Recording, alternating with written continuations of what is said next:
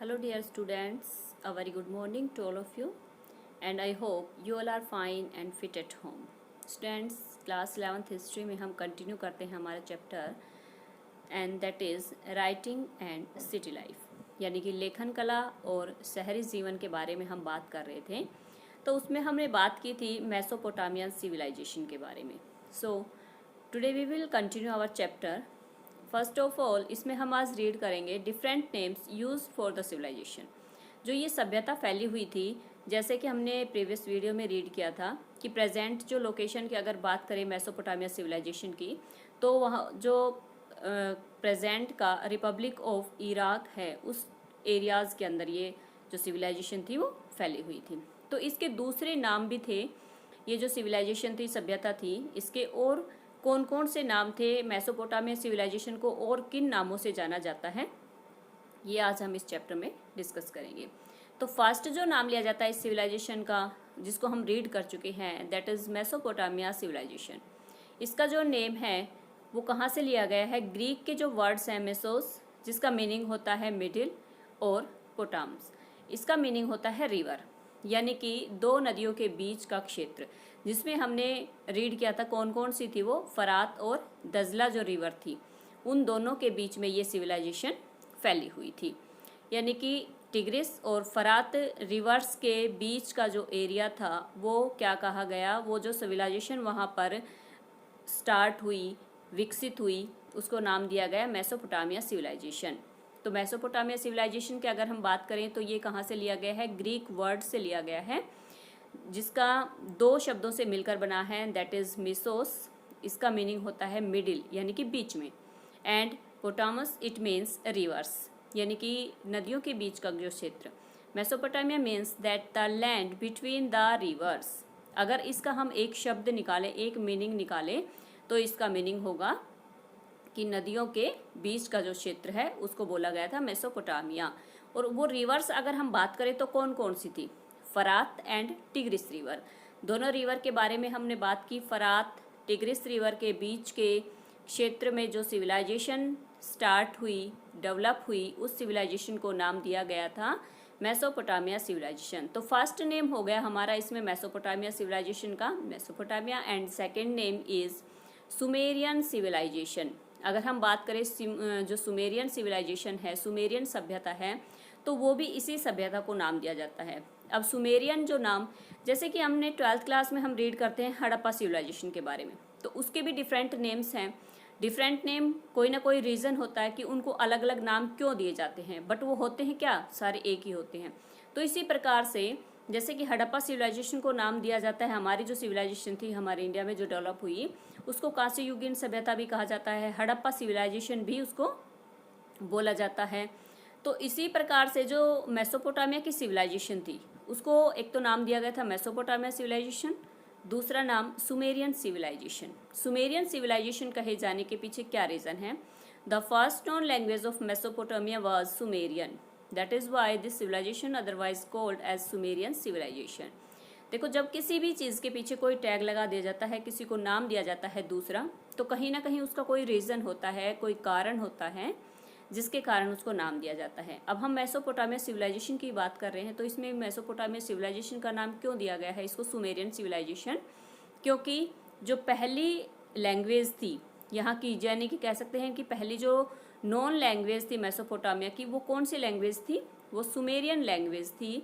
और यही कारण है कि पहली लैंग्वेज सुमेरियन होने के कारण इस सिविलाइजेशन को जो दूसरा नाम दिया गया वो नाम दिया गया था सुमेरियन सिविलाइजेशन का। अब इसके हम तीसरे सिविलाइजेशन, इस सिविलाइजेशन के तीसरे नाम के बारे में, and that is Babylonia civilisation. Babylonia civilisation इसको क्यों कहा जाता है? After 2000 BC when Babylon became an important city of this civilization, it is called as Babylonian civilization। देखो, बेबीलोनियन सिविलाइजेशन क्यों कहा गया? क्योंकि 2000 BC के आसपास जो टाइम पीरियड था उसमें हमने बात की थी कि सिटी लाइफ कहाँ से बिगिन हुई थी। तो सिटी लाइफ सबसे पहले हमें पता है कि मेसोपोटामिया जो सिविलाइजेशन थी वहाँ से पूरे संसार में अगर हम शहरी जीवन के विकास की बात करें तो वो कहाँ से स्टार्ट हुआ था? वो स्टार्ट हुआ था मेसोपोटामिया सिविलाइजेशन से। तो यहाँ पर 2000 BC के आसपास जो सबसे इसका जो इम्पोर्टेंट सिटी था, जो महत्वपूर्ण शहर के रूप में जो कि सामने आया, वो कौन सा शहर था? बेबीलोनिया शहर था। और यही रीज़न है कि इसके पहले एक वेल डेवलप्ड सिटी के रूप में भी इस सिविलाइजेशन का नाम दिया गया, और जिसको क्या बोला गया? Babylonia civilisation. तो ये तीनों ही नाम की अगर हम बात करें, Mesopotamia civilisation, Sumerian civilisation, Babylonia civilisation, ये सारे के सारे नाम ही हमारी कौन सी सिविलाइजेशन के हैं? मेसोपोटामिया सिविलाइजेशन के हैं।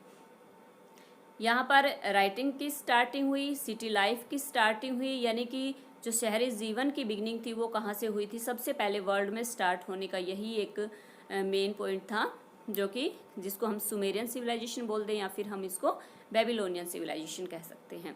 तो मेसोपोटामिया को शहरी जीवन के लिए याद किया जाता है, इस सिविलाइजेशन को। और दूसरा इसका जो मेन पॉइंट था वो क्या था? यहाँ पर राइटिंग की जो स्टार्टिंग हुई थी सबसे पहले वो सुमेरियन थी, और इसी सुमेरियन लैंग्वेज के कारण ही इस सिविलाइजेशन का नाम क्या कर दिया गया था? सुमेरियन सिविलाइजेशन इसका रख दिया गया। अब सिविलाइजेशन के बाद हमने बात की कि यहाँ पर शहरी जो जीवन था, सिटी लाइफ थी, वो स्टार्ट हो चुकी थी। तो वहाँ पर जो मूवमेंट ऑफ गुड्स था, यानी कि वस्तुओं का जो आदान प्रदान होता रहता था, कम्युनिकेशन का जो मीन्स था, वो इस सिविलाइजेशन में किस प्रकार का था, किस टाइप का था, वो इसमें हम नेक्स्ट रीड करने वाले हैं। तो मेसोपोटामिया के जो सामान का आदान प्रदान होता था उस टाइम में, सिटीज़ में कम्युनिकेशन था, वो किस प्रकार का था? Mesopotamia was rich in food resources but it's minerals resources were few.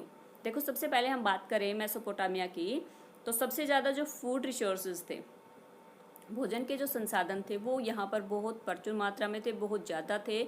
जबकि यहाँ पर किसकी कमी थी? मिनरल रिसोर्सेज की, खनिजों की।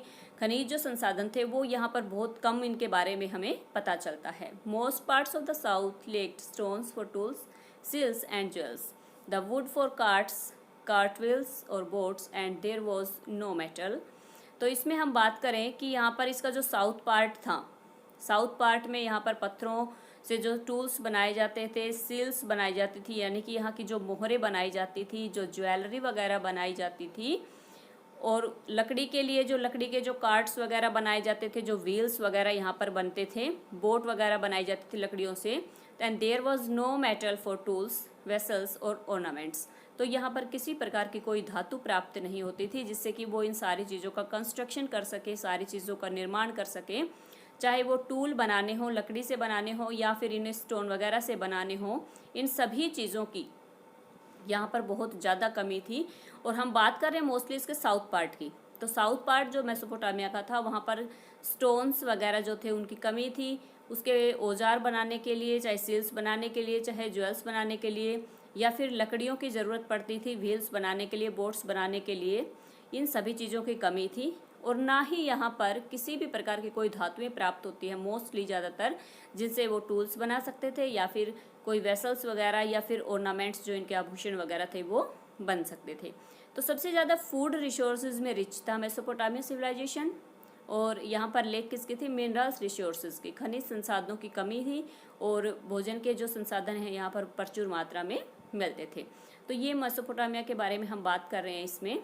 अब इसके बाद नेक्स्ट हम देखते हैं, so Mesopotamia could have traded their abundant textile and agriculture products for wood, copper, tin, silver, gold, shell and various stones from Turkey and Iran और across the Gulf। अब देखो, ये सारी चीज़ें यहाँ पर अवेलेबल नहीं हैं, लेकिन इनकी जो नीड है, इनकी जो ज़रूरत है, वो यहाँ पर हमें मिलती है। तो इसमें ये जो सारी चीज़ें थे, वो कहीं ना कहीं से इनका जो एक्सपोर्ट इम्पोर्ट का जो सिस्टम था वो चलता रहता था। जब इनके पास इन सारी चीज़ों की लेक थी, कमी थी, तो ये लोग क्या करते थे कि जो सिल्वर गोल्ड वगैरह होते थे, स्टोन्स वगैरह होते थे, वो कहाँ से मंगवाते थे? तुर्की से मंगवाते थे, ईरान से मंगवाते थे, या फिर गल्फ़ की जो कह सकते हैं खाड़ी है, वहाँ से, उसके पार से मंगवाते थे। तो मेसोपोटामिया सिविलाइजेशन की अगर हम बात करते हैं, तो यहाँ पर एग्रीकल्चर जो प्रोड्यूस था वुड के लिए, कॉपर के लिए, वो ये कहीं ना कहीं से इनका आयात करते थे। तो इस प्रकार से इनमें मेसोपोटामिया सिविलाइजेशन के बारे में हम कह सकते हैं कि यहाँ पर फूड जो प्रोडक्ट्स थे वो बहुत ज़्यादा प्रचुर मात्रा में होते थे। बाकी सारी की सारी चीज़ें इनको कहीं ना कहीं बाहर से आयात करनी पड़ती थी। Regular exchanges was possible when there was a social organisations to equip foreign expeditions and exchange of goods। अब सारी चीज़ें जब ये इनके साथ साथ चलेंगी तो कहीं ना कहीं एक ऐसे ऑर्गेनाइजेशन की ज़रूरत इनको पड़ी, एक ऐसे सोशल ऑर्गेनाइजेशन की जो इन सारी चीज़ों को मेंटेन कर सके। यानी कि जब इनका रेगुलर एक्सचेंज चलता रहता था तो ये कैसे पॉसिबल होता उस टाइम पे, तो इसके लिए इन्होंने एक सोशल ऑर्गेनाइजेशन बनाया हुआ था, एक ऐसे सामाजिक संगठन बनाए हुए थे जो कि क्या करते थे कि विदेशों से जो इनका एक्सपोर्ट इंपोर्ट होता था, एक्सचेंज होता था जो सामानों का, गुड्स का, वो सारे के सारी चीज़ों को मेंटेन करने का काम इनका सोशल ऑर्गेनाइजेशन करता था। क्योंकि एक बहुत बड़े पैमाने पर इनका एक्सपोर्ट इंपोर्ट का काम चलता था और जो इनके सामान का जो एक्सचेंजेस का जो काम था वो कहीं ना कहीं विदेशों के साथ होता था, उसको मेंटेन करना उस टाइम में एक कह सकते हैं बहुत बड़ा ही डिफ़िकल्ट काम था। इसी के लिए ये सारा का सारा पॉसिबल किस कारण से हो पाया कि इन्होंने जो सोशल ऑर्गेनाइजेशन थे वो बनाए हुए थे ताकि ये विदेशों के साथ ही व्यापार कर सकते। अब इसके बाद हम देखते हैं कि beside craft, trade and services, efficient transport is also important for urban development. To carry grain into cities, packed animals were used.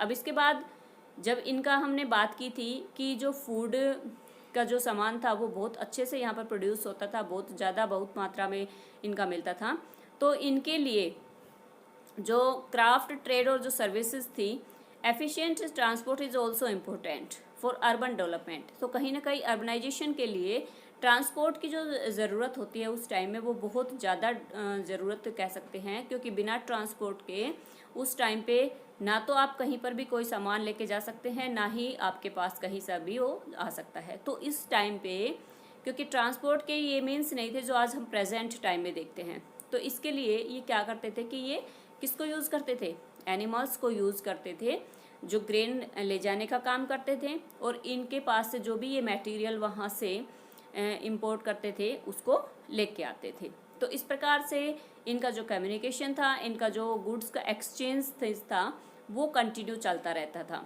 यानी कि जो चीज़ें मेसोपोटामिया सिविलाइजेशन के लोगों के पास ज़्यादा मात्रा में आती थी उनको ये क्या करते थे, इनका निर्यात करते थे, और जो वहाँ से जिनकी ज़रूरत इनको होती थी वो सारा का सारा जो मटेरियल था वो अपने यहाँ पर मंगवाते थे। इसके साथ ही इनका जो ये एक्सचेंज का काम था वो काम करने का किसका जिम्मा दिया हुआ था, सोशल ऑर्गेनाइजेशन बने हुए थे जो इस सारे के सारी चीज़ों को मेंटेन रखते थे, और इनके ऊपर पूरा का पूरा जो सोशल ऑर्गेनाइजेशन होता था वो इनका पूरा का पूरा एक्सचेंजेस ऑफ गुड्स का काम देखता था। तो इस प्रकार से मेसोपोटामिया सिविलाइजेशन के आज हमने रीड किए 3 नेम्स थे, 3 अलग अलग नाम दिए जाते हैं, साथ में उनका जो गुड्स का एक्सचेंजेस था वो किस प्रकार से होता था, क्या क्या एक्सपोर्ट होता था, इनका क्या इंपोर्ट होता था। आई होप आप इस चैप्टर में वो अच्छे से समझ गए होंगे स्टूडेंट्स। ओके।